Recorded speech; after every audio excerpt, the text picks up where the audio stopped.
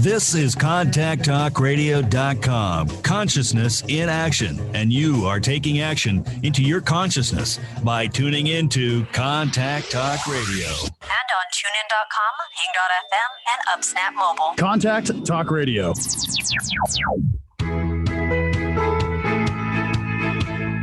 Welcome to Life Mastery with Todd Allen, the talk radio show that dives into the science of higher consciousness. Join Todd and his guests weekly at 10 a.m. Pacific Time and learn how to live a peaceful life with intentional mastery. Enjoy a survey of inspiring topics such as abundance, intention, health, manifestation, love, and transformation. It's all right here. Leading authors, speakers, coaches, entrepreneurs with stories and messages to support your well-being, let alone your most evocative dreams.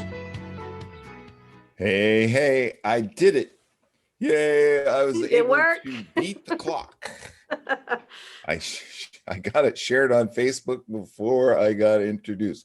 Welcome to Life Mastery Radio with Todd and Jackie, the talk show that brings you great thoughts and ideas for you to use on your very own life mastery journey. Today's one of my most favorite days. I get to hang out with Jackie. Hi, Jackie. Hello. Be hanging out. That's pretty cool. And it's a groovy day because when I got up this morning, I decided it was going to be groovy. And then whatever comes my way, I might get hit with this, get hit with that. I always reflect back and think, well, you know what? I started off this day feeling groovy and I can just change that right now. And it usually works. It might take a little bit of doing. Sometimes. Let's see. What am I going to do next? Oh, let's get ourselves centered and situated just for a minute. Get ready for an awesome show that Jackie and I have for you today. So I want you to just take a minute, close your eyes if you feel comfortable doing so, and think about what you're grateful for. What are all those things that you are grateful for? Just put a couple of those in your memory bank. Think about those, and let's take in a deep breath.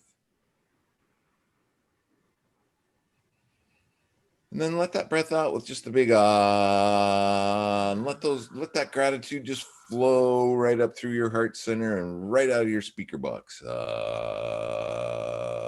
the universe know about how grateful you are of those things in your life. Now let's think about those dreams, visions, and goals. Here we are. We're coming down. We are in the last quarter of 2020. It will soon be gone, but you still have some really cool dreams, visions, and goals. So think about those for a minute. Lock those into your memory bank. Take in a deep breath. And just let those flow up through your heart center and out of your speaker box and out into the universe. Out into the universe. And here's the deal. Allow the universe to provide you the opportunity to make those come true. That means you have to have your head up, eyes wide open, tail out from between your legs, and ready to take on life. That's what you got to do. Hi, Jackie. How are you? As always, I have my co-host with me today, Jackie Bailey. Hey, everybody. Hi, Jackie. Hello. How you doing? Oh, it popped up. I didn't take the next step and share now. So there we go. Now you're sharing. It's off. We don't want to be selfish with the show. We got to share it with everybody. It's on Facebook. Hi, Facebook. How's things going? You have a big event coming up for December 1st. That's right. Giving Tuesday. Hashtag Giving Tuesday. It is a day now recognized to support nonprofits whose mission you agree with or have an affinity to. And the Speak Feed Lead project is going to hold an online rally, a 4-hour rally. It's called the Speak Up, Reach Out, and Lead with Influence, hashtag Freedom from Silence rally. And we want to allow everybody to come on.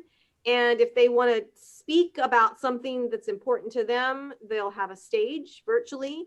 If they want to tell us about some of the programs that they are in service with or support in some way and maybe share some ways that they've influenced others for good through their examples.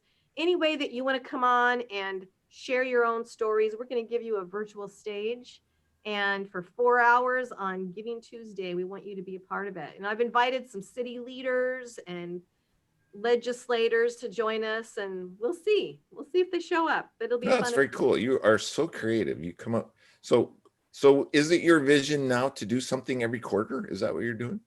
Well, Giving Tuesday comes once a year. It's always the Tuesday after Thanksgiving. Then there's also Washington State now has a, what do they call it? Give Big. That comes up in May, I think, as Give Big Tuesday. But yeah, I mean, we're always thinking of new things to do and ways to get support. And we're hoping that on Giving Tuesday, we can raise at least $10,000 to support the Speak, Feed, Lead project. Because as Joanne, our guest, is going to tell you today, there are a lot of families in crisis because of COVID. Yeah. Parents are living, with a misunderstanding or a lack of understanding about what's going to happen in the future. It's just uncertainty, generally speaking. And that means kids are also suffering from that. So we want to be able to provide our programs to the kids who need it the most. Kids that are in homeless shelters and in prison and foster care and aging out of those programs. And there's just so many children and families in need. So we hope to raise some money so that we can reach those individuals. So help us out. You can find out more at the speakfeedlead.org website on our Facebook page. It's actually just speakfeedlead.org. What did I say? The Speak Feed Lead. It's the Speak Feed Lead project, but it's at speakfeedlead.org. There we go. Yep. And you can inquire within, talk to Jackie. Jackie's a great speech coach too. So there's lots of things. And she's teaching young people how to find their message, how to speak their mind and speak from the heart. So it's pretty cool stuff. Check her out. And check out Todd's book. Oh, but you got to go to the website first. So if you go to the website, today's show page is at www.lifemasteryradio.net or .com, either one. And we have our guests. Any links that we talk about today will be right there. There are past shows, past blog posts. Jackie creates a blog post about every show every week. It's pretty cool. We have a newsletter, and you could sign up for that newsletter, and you get that newsletter, and it talks about who's been on the show, who's coming on the show, and of course, Jackie's blog post. Da, da, da, da. We have a YouTube channel. Anybody could take out their cell phone right now.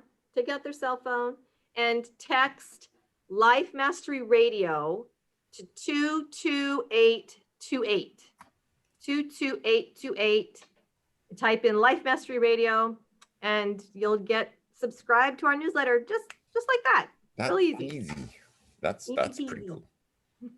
Where's my phone? I better do that. No, I already get it. Okay. Oh yeah, and you can check out my book while you're there. There's the link. There you go. 6 Keys to Life Mastery. You can read that book, love it, and leave me some feedback on Amazon. I think Jackie has a book too. Where's your book, Jackie? My book is right here. Self-centered leadership, becoming influential, intentional, and exceptional. Who doesn't want that? Book. She wrote that book, and I thought, oh, if she could do it, I could do it. And then I wrote my book. That's how that all. So she was influential in my decision to write my book. And you were intentional in your decision to do it. There we go. And now we're both influential because we host a radio show. Life Mastery Radio. Okay. Are you ready for the show? Totally. Okay. Yeah. I think you're going to introduce our guest today. I have the honor of introducing Joanne, who is a fairly new acquaintance of mine. We were connected through an event that we both went to online, and I was delighted to be able to speak with her a little bit more and learn more about her. And so I'm so happy to have her on the show today. She has a doctorate in education, and I just learned she also has a master's in classics, which sounds pretty incredible. I think she's really smart. But she's also a certified life coach. Now, when she was in education, she was the vice president of student affairs, where she oversaw student life, their career services, financial aid, and all the enrollment details that they would go through. But today, Joanne loves her work as a parent empowerment coach. She is mentoring parents whose kids are struggling. Are there parents like that? I don't think so. Of course there are. Their parents are struggling with a number of challenges. And Joanne's clients develop the power to create healthy relationships with their children. Wouldn't that be awesome? By diffusing chaos and building resilience, which has this transformative change for families. And right now, families are probably spending more time with each other than they have in the last several decades. They're being forced to, perhaps, but it is causing a different dynamic in families. And so this is a time when lots of families are really struggling, trying to figure things out and whatnot. So Joanne is an expert on all of that, and she's going to be telling us about things like emotional intelligence and anxiety, depression. What's the difference between hopelessness and hopelessness? So we are excited to have Joanne Light with us today to help you, parents out there and families out there. So please welcome our guest, Joanne Light. Woohoo! How are you, Joanne? I'm good. That's a dangerous question these days. How are you? Nobody really answers that question, Jackie. So who's going to listen to how you are? Joanne, how was that introduction? Did she build you up enough? Oh my goodness. I sound pretty good with Jackie. I don't know. I'm going to have to take her on the road with me. That'd be awesome. I'm ready to roll. Haven't got to travel at all, right? We're all kind of itching to travel. I know. Travel sounds really good. Well, Joanne, so what you know in the pre-show, you were describing for me your passion.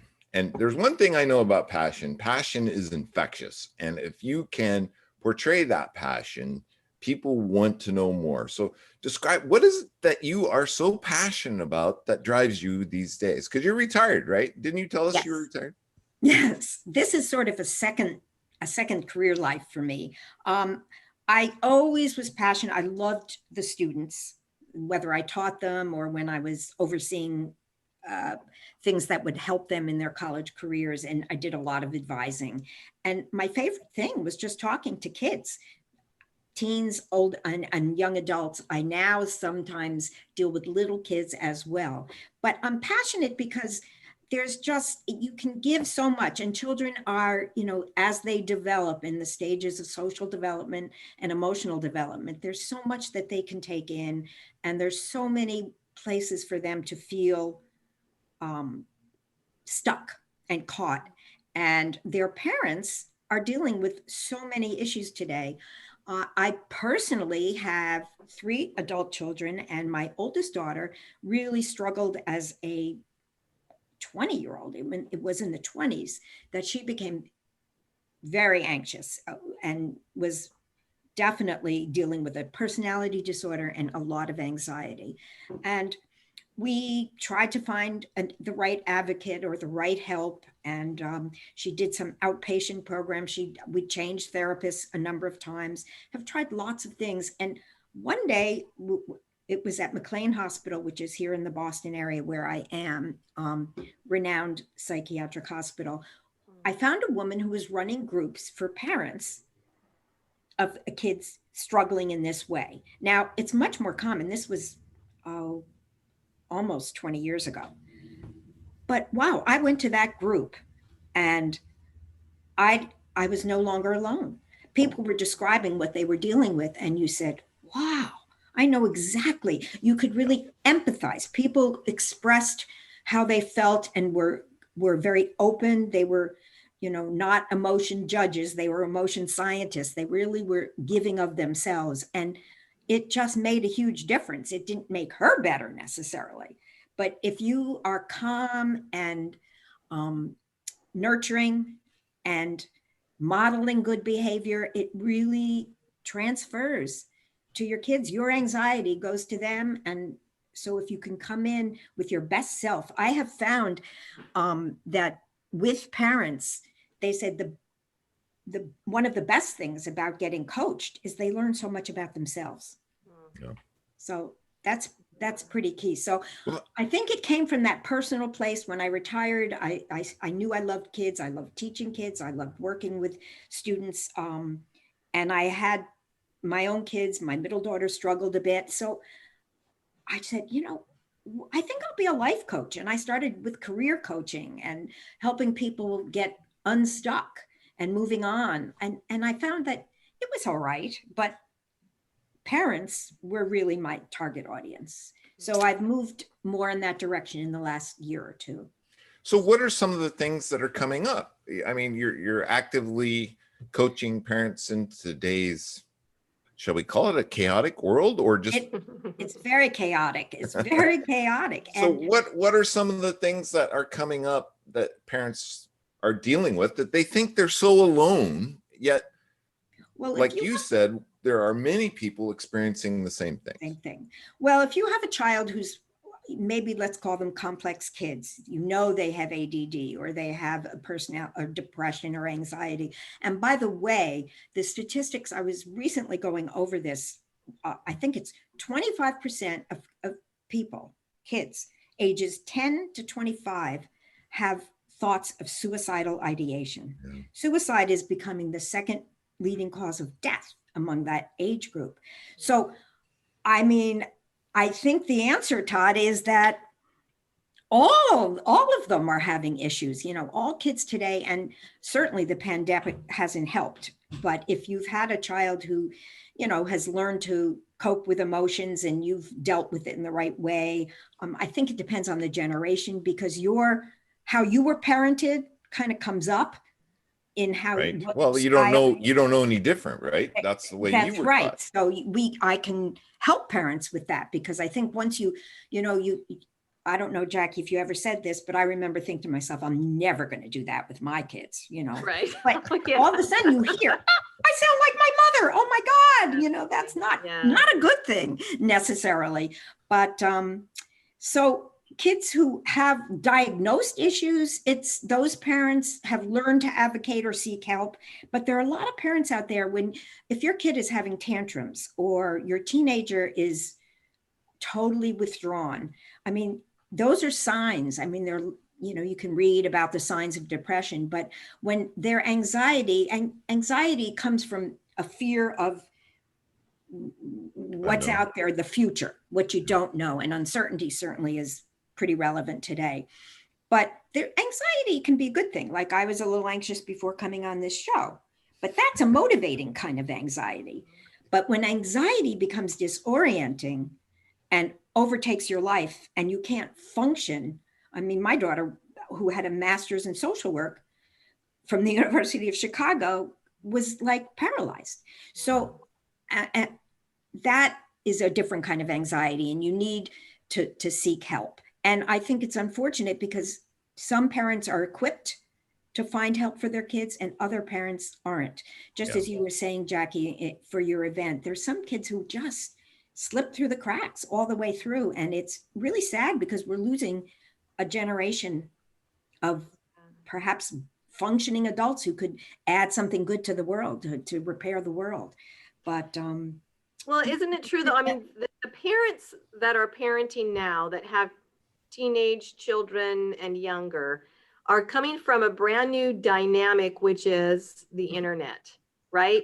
So this is probably the first generation of parents, so to speak, that are that grew up with internet and now are raising children with the internet, which is new, right? So there are problems with all of this that we haven't had years of experience yet to figure out, but parents are parenting in different ways than you and I did because of this new communication internet society. And so I think that is it could be the cause of a lot of the chaos because I know that with kids, because I work with kids, that a lot of them are building their self-esteem because of social media. Mm-hmm. And it's all about the number of likes you get, the number of shares, and the number of comments. And if you don't get a lot of those, then you are a nobody. And that's how they become popular, or that's how they become their own identity is through these other means, and they depend on other people to build them up. And that's causing a lot of problems. But on the other hand, you've got parents who are using those social media sites for the same things. Right. So you can imagine the problems that this could be causing. So what have you found in the way of how you can help parents to have healthy rules or house, commonality that allows families to have the social media interaction, but in a safe way? Have you come across that very much? Yeah, and there are a lot of coaches and a lot of people with big ideas out there about how to control social media with your kids and the importance of it. I don't deny any of that. It's just that right now in the course of pandemic, I think it's way harder to set definite rules and boundaries. I think you have to be watchful. And I think, Jackie, it's the parents of young kids now are the cusp of the generation who grew up on the internet. My own daughter, who has 2 little ones, really didn't grow up with the internet, and it came later. So there's sort of a mix right now. The ones who really grew up on the internet and are parenting now, I think that is troubling for them, and screen time is a big issue. But the kids, half the kids in the country are probably online for school. So Right. It's very hard. And I think that parents need to monitor it, but not be crazy about that. There are other things. I think there are other things that they can do right now, making sure that there are other things for their kids to do while they're stuck in this either hybrid school or all remote learning. One thing I highly recommend is family meetings. I know we have all having a lot of family time. So too much family time can lead to conflict. And that's another whole conversation, how you deal with conflict and your teenage kids having meltdowns. And we could all I could tell you stories of parents and how they deal with that. But family meetings, I think, provide some structure and routine. So in the chaos that arises because every family experiences a certain amount of disorganization and frenzy, which is chaos, what you want to do is build resilience. And one of the things, and resilience is another one of those jargon kind of words you hear a lot about, but it is really important. Resilience is the ability, I think, for someone to get back up when things go wrong. And we all are in that boat right now of needing it. And you were talking earlier, Todd, gratitude is one of the best tools to build resilience. But family meetings, I think, and routines and schedules is going to really help families deal with the current situation and the issues with social media. I mean, social media, I agree with you, and that's why I'm so into emotional intelligence, because kids need to learn how to discern how to build their self-esteem and not base it on what everybody else is thinking. And that takes a strong kid. And so that takes a lot of parent modeling, so to speak. But a family meeting, in my opinion, you schedule them. So once a week, once every other week, somebody different is in charge each meeting of the family. One member of the family organizes it and tells everybody, checks in with everybody and makes a time, and everybody comes together and set ground rules. And there's a topic that they're going to talk about. Maybe it's who gets to watch which TV show, or who's going to make dinner one night, or how they're going to separate chores or share, or if somebody is having a hard time, if your tween is feeling like she has no friends and she needs somebody to be able to talk to and tell her worries to, which is very tween behavior. Someone to trust, like tell secrets. You don't want to tell your mother all your secrets. So a topic can be formed and you all get together and you set the ground rules. Everybody is kind to everyone else. If you're upset about something, you kind of have to learn how to express it.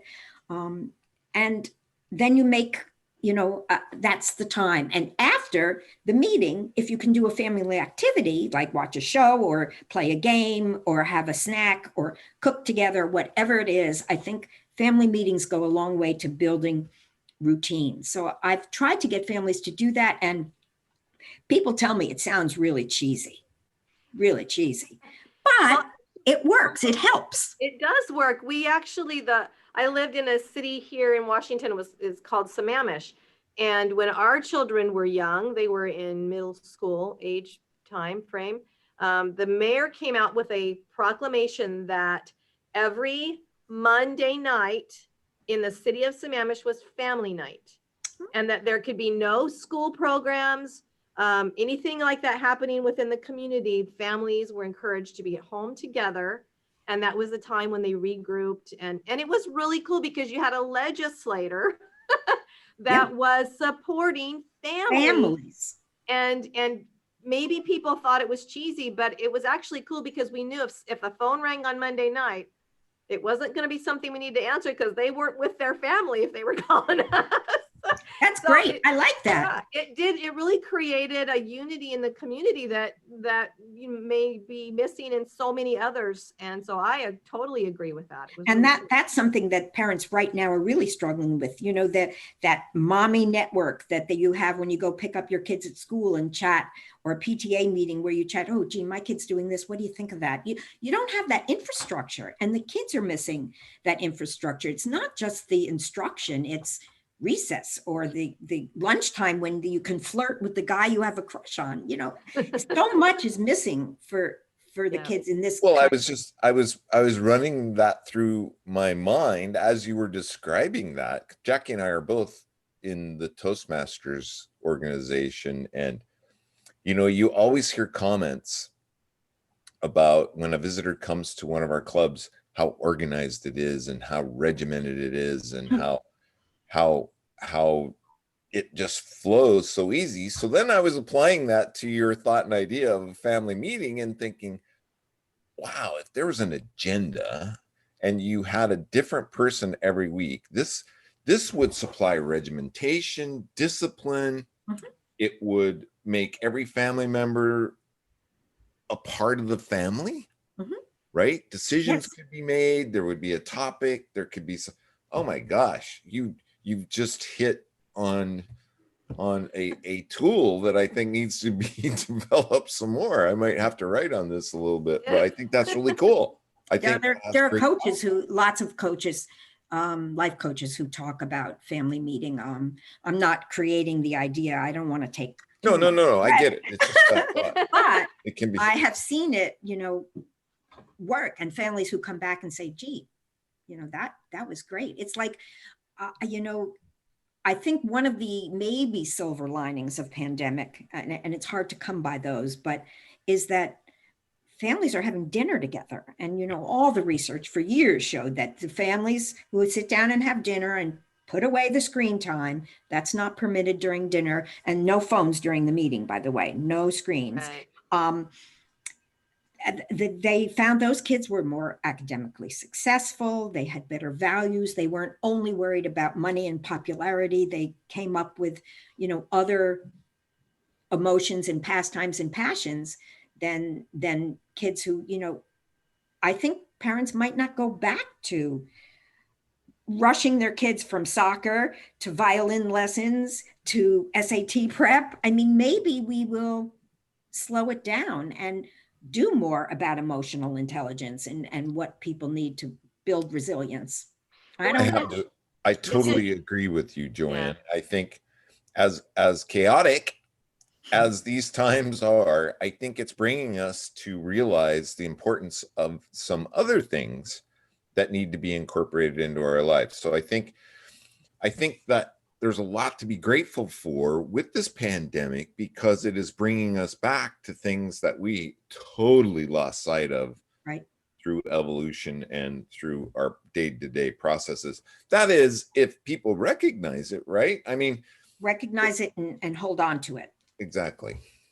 And very isn't it true, Joanne, that young people and adults alike are less likely to take their own lives and more likely to have healthy self-esteem if they in fact feel connected to something bigger than themselves, whether it's a family or a community or something like that. So having that weekly connection with your family, it seems like it would just help your children to be better grounded in every area, and the parents would also be better grounded as well, because it's that connection that we make when you go over schedules and you make sure everybody's accomplishing what they need to do, and you can talk about problems that need to be solved and what are those solutions, and everybody can contribute to that. I think it is an amazing idea, and especially right now, probably much more easily to implement because everybody's home, right? Everybody's home. So,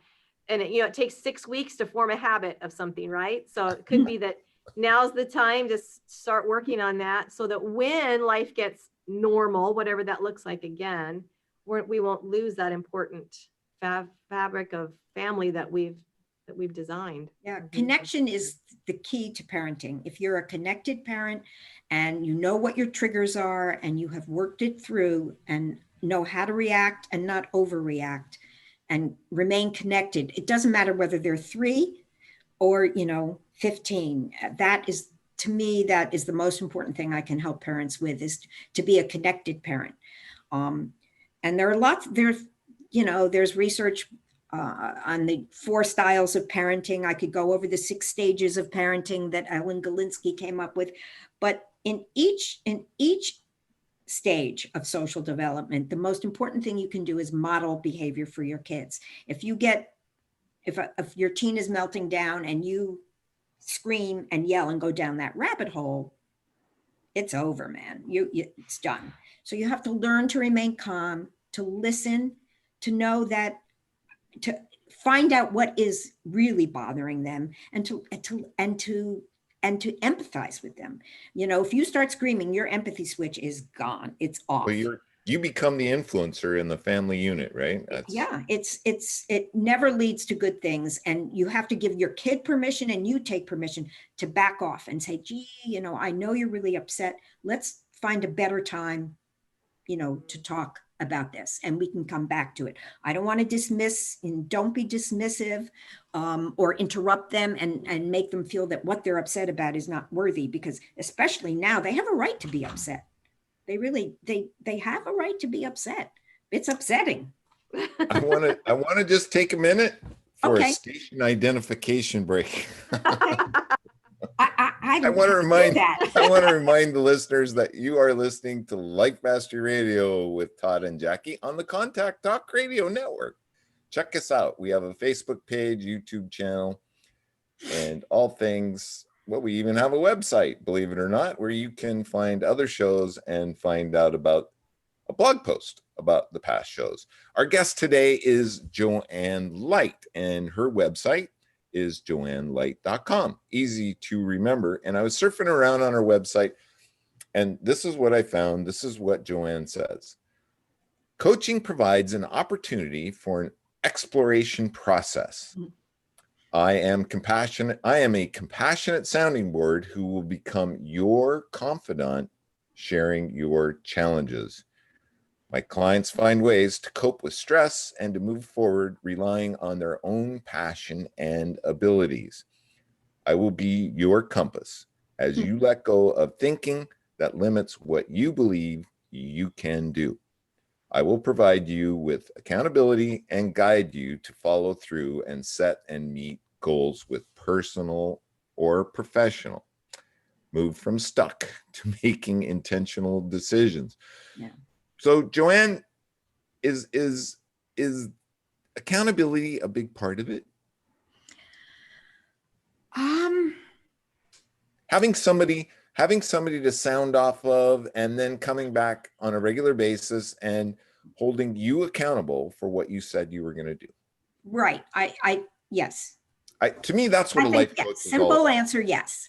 I think accountability is an important part of it. And that really, accountability is part of so many different kind of therapies, even beyond coaching. Even taking that to what we've been talking about is as parents, it really is a huge responsibility to hold our tweens and teens accountable. Right. It is. And you do need to teach them with boundaries that sense of responsibility. But that doesn't mean, boundaries are important. But again, I really feel it's so important to be a calm, caring, nurturing parent, no matter what the situation is. And sometimes that's very hard. But yes, boundaries are important. I'm not suggesting that, that style of parenting, if you have no boundaries and is neglectful, really, because Right. they And need to uncaring learn a sense because of it's just a responsibility and resourcefulness. And it teaches them that the world doesn't revolve around them, and that they can't have everything you want. That life isn't going to be like that. It's So not Burger boundaries, King. You don't get it your way, right? no, I got that. I get that totally.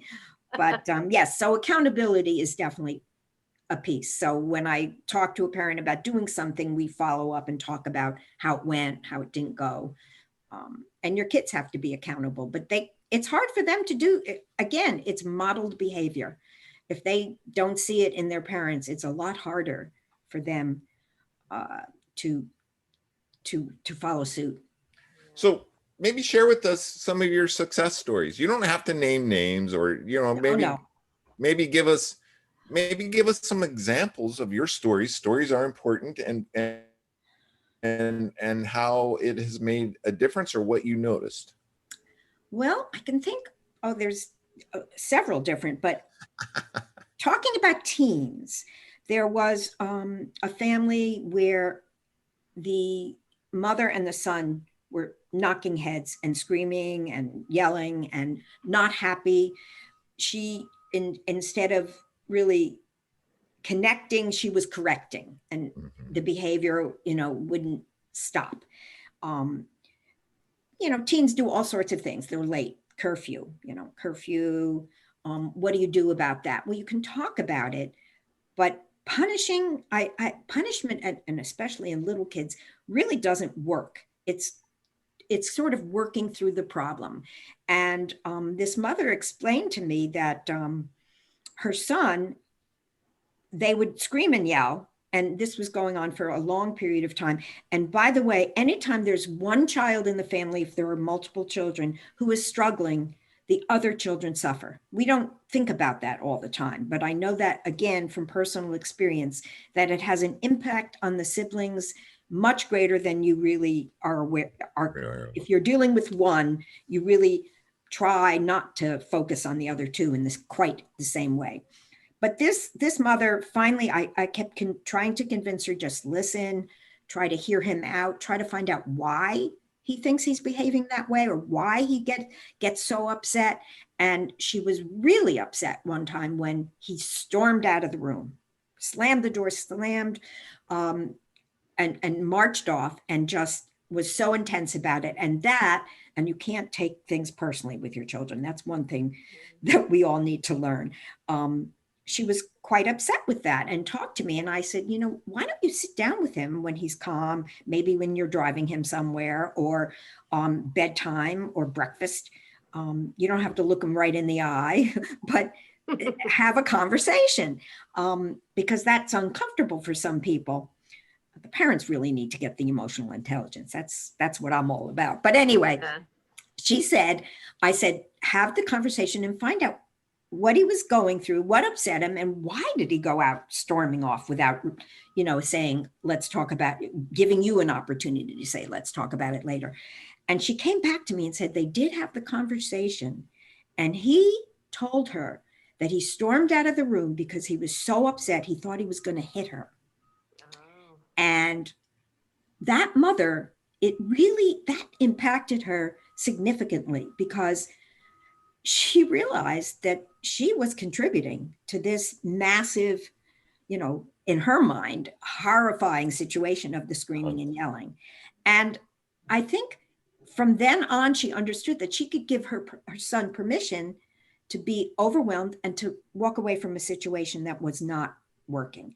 And as well as giving herself permission to walk away and say, look, I can't do this right now. This is not a good time. Let's talk about it later. So that was always interesting to me, that if you get the parents, it is interesting to me that if you can make a parent work hard on a skill, it's not easy, but instead of being triggered and going off, your head is exploding, even though you're probably, it's understandable why you're doing that. But if you can do it and sit down and have a conversation and understand better where your teen is coming from, I think the results, and she said, they had further squabbles, but it was different.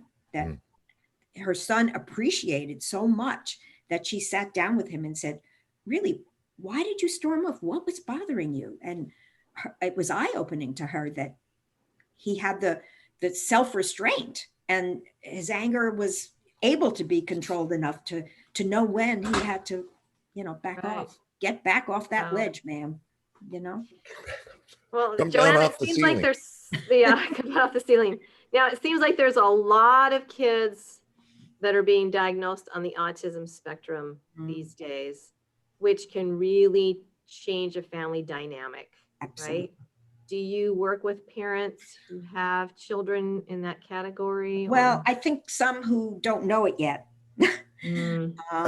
But yes, I'm not an expert. That's not my area of expertise, but I would listen to parents and I might suggest and make a referral to a different professional. I think I could do the support, how to handle yourself in relation to it, but I wouldn't want to give anybody advice on what their children need if they're autistic.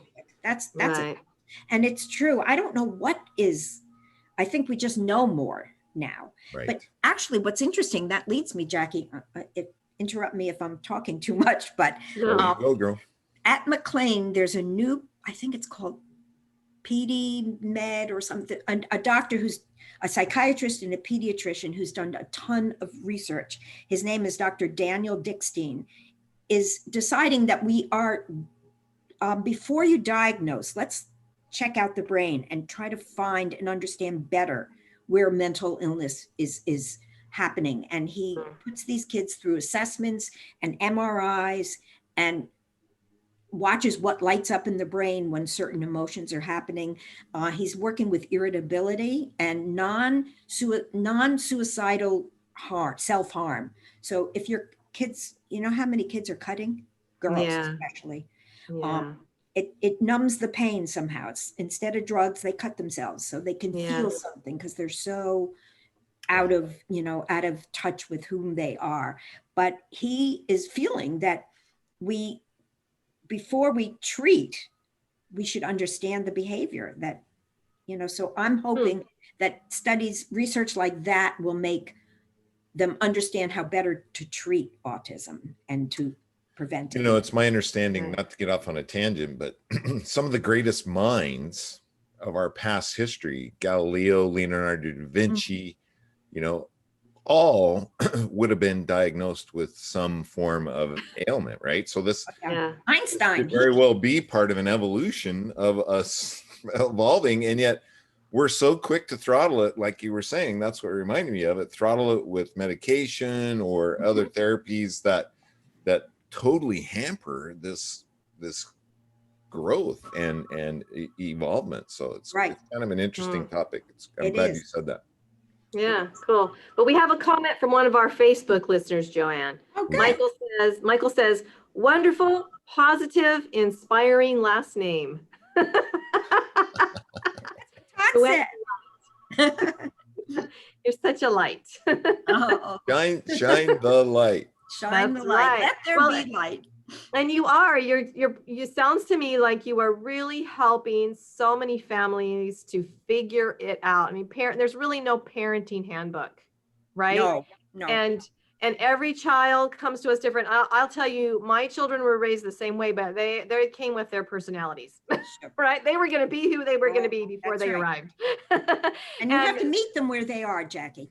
That's the thing. And that's why there's so many ways I feel like I failed as a parent, because I was overcoming my own childhood for so long into my young parenthood life that I was still healing and not necessarily being the best parent because I was still living through my childhood. And you're not alone. That old hurt is, there's more and more of that. You bring it forward. So do you become this counselor in some regard to probably mostly women who are healing from abusive situations in childhood and helping them to shape themselves to be better parents. And I could deal with helping them be better parents. I would always recommend that someone who had real trauma as a child to see a trauma therapist. I really feel there's a little difference. I mean, there's a big difference sort of between coaching and therapy.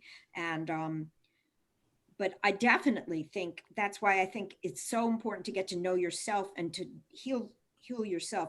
Parenting is really an inside out process. You have to dig in and dig deep and then reach out. And if you haven't done that, you probably are not going to be the best parent or have that you could be, or have the best and most healthy relationship with your children. But that's why we would need someone like you, right? I mean, because we can seek therapy. So. Yeah, we can seek therapy to heal, but having someone tell us, what is it like to be a good parent? Because in most cases, I would say people who are healing from childhood trauma did not have good examples of parenting. No. I mean, probably 90% of the time, that's part of the healing process, right? So you learn by the examples that you've had.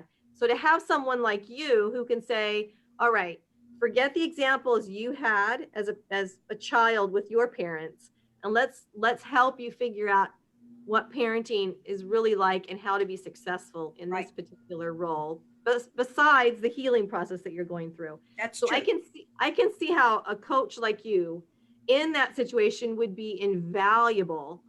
It's not that you're the therapist, but you're there to support the new generation who's not going to have to deal with the same trauma that you did. And I think that's a really important factor. Right. And we have to explain to these parents, they're raising the next generation, which is really critical right now in our world, that we need kids who are resilient and who really understand who they are and can be who they are without being liked 10,000 times on Instagram. It's really, it's important. It's really important. Yeah.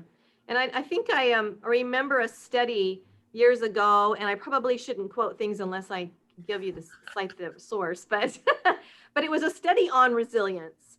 And what they did is they put a group of, I believe it was either late high school or college age kids into a classroom on a hot summer day, and the air conditioner was not working.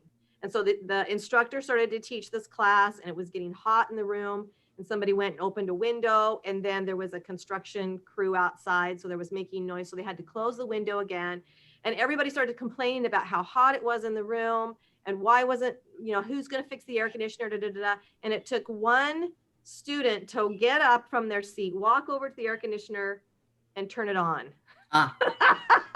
Where everybody else in the room sat there being victims of a situation that had complaining about it. But it took the resilient person to say, I'm going to go solve this problem if I can. And all it took was turning on a button. Right. And that really gave me a better idea of what resilience means. Is it's the ability to handle a problem and likely be the solution to it, or at least know how to find the solution to a problem. That's to me is how I define resilience. And I think so many of us today are told that we're victims of something, and that we deserve that poor me. Yeah. And parents and kids alike are getting that message from society, and it's not helping anybody. So can you help parents then also to work through being more resilient as they're trying to support their children in being that? Absolutely. That they have to. And I talk about self-compassion and self-care, because if you don't feed yourself in the correct way, it's really hard to give of yourself. So, I mean, I can't say enough about self-care. Self-compassion is a little different. It's also understanding yourself and treating yourself as you might treat your best friend, trying to remember to open give space for your heart and mind and what you're thinking. And yes, the parents, it's really hard to teach resilience if you don't understand it or feel it yourself. If you moral compass is really important in that one, and values. So as a parent, you should examine your values and make sure you're trying to raise a child who reflects those values. Raise the kid who you want to see. It's hard to give somebody a banana if you don't have a banana. That's true. That is true. But you could go to the store and buy a banana. Nana. Or do a little research with your friend Google and find the banana, right? That's true. And parents can, it's not that you can fake it, but you can, if you know what you're trying to do, at least you can promote that. So tell parents how they care for themselves. Tell all of those moms and dads out there who are struggling with kids at home 24/7. They're working from home and they're trying to be productive in their work. How do they take care of themselves in a situation like this? I feel that they should every day do something that's strictly for themselves. It can be 5 minutes or an hour, but go have that cup of coffee alone. That connect with a friend, get a massage, journal. Journaling is a great tool for building resilience and getting out emotions. Working on kindness, you're thinking about things, get rid of that distorted negative thinking, that magical thinking, and really analyze yourself, to a point, but definitely fill your tank, whatever it takes, a glass of wine, a dinner with a friend, which is tough these days, but some kind of self-care. Self-care is critical to parenting. If you don't take care of yourself, get enough sleep, drink enough water, listen to music, do a little dance, exercise, healthy eating, both for you and your children. Coping skills in these times, both healthy and unhealthy, exist. So choose those healthy coping skills, whatever works for you. Just to add to your list a little bit, I think it's very important, and science is proving it today. Sleep. You're going to say sleep. Oh, but no, he's going to say meditation, aren't you? Oh, yes. I'm not very good at that, but I totally recommend it. I think there's great power in gratitude. It calms the mind, it releases chemicals, it gives you something to be hopeful for. The cortisol comes, I think absolutely. Well, and it probably helps your kids with their own coping skills when they see you as a parent taking a break and taking care of yourself, right? Right. Because it's not selfish, Jackie. It's proves love. It's not indulgent. It's not selfish. And your kids will appreciate you for it, because you might be in a way better mood after that glass of wine and, and be much more nurturing. No, there's no question. And sleep was another one. But meditation, I definitely think a lot of people can find a lot of calm in that. Yeah. Mindfulness. It's been around for a very long time because of some reason. It's because it works. Because it works. That's right. Oh my goodness, ladies, we only have about 4 minutes left. Joanne, I want to thank you so much. I know. Did you have fun? Did I keep my promise? You did. You kept your promise. Did I keep my promise? Absolutely. I think we created some great content. We just have a couple minutes left. Joanne, is there something we're missing? Something you want to get across? Your website is joannelight.com. You can go and find out more. You can go find out more. And I'm actually restructuring the website right now because my niche is a little more targeted. But I really want to promote emotional intelligence. So I think everyone should read Marc Brackett's book, Permission to Feel. He does such a wonderful job. And what I love about it is that he runs the center at Yale, and they are really working hard to get social and emotional intelligence out there in the schools. So they are really training teachers, and it's remarkable to hear stories of kids who have been trained in this and how they respond to situations. But he has this thing called R.U.L.E.R. The R is you recognize your emotions in yourself and others, you understand them, you have to label them, which is a fascinating piece because we all say, okay, I'm fine. But he has this whole meter, a mood meter that he teaches the kids or adults. Expressing your emotions and then regulating them. It's all really hard work, but the studies have shown that your emotional intelligence is at least as good as and important as your intelligence, your intellectual quotient, so to speak. And people who are socially and emotionally intelligent are better leaders, have better relationships, really are better at resilience and loving themselves. It's just, I just am all over it. I think it's such a critical thing because when I grew up, you don't talk so much about your emotions. And society to this day, still to a point, it's not easy. I would so say it I'm can be not on. learned. It's something that can be learned. Emotional Yes, intelligence. yes, Okay. there's a lot of things that can be learned. Your brain is always evolving. I think there's so many new brain studies. Teens, everyone can, their brain is changing. You can learn, you can work that muscle and learn. I definitely think you can teach emotional intelligence. Yes. Cool. Thanks again, Joanne. Thank you so much for having me.